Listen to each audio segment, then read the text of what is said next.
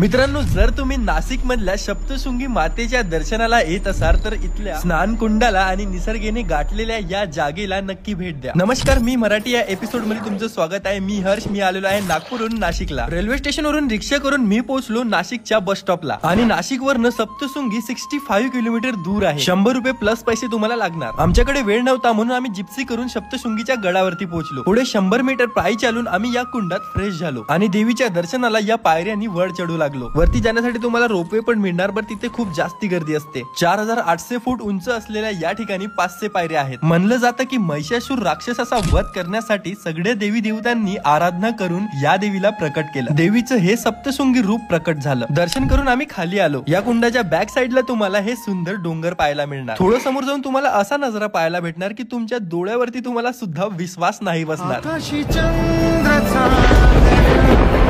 तोडून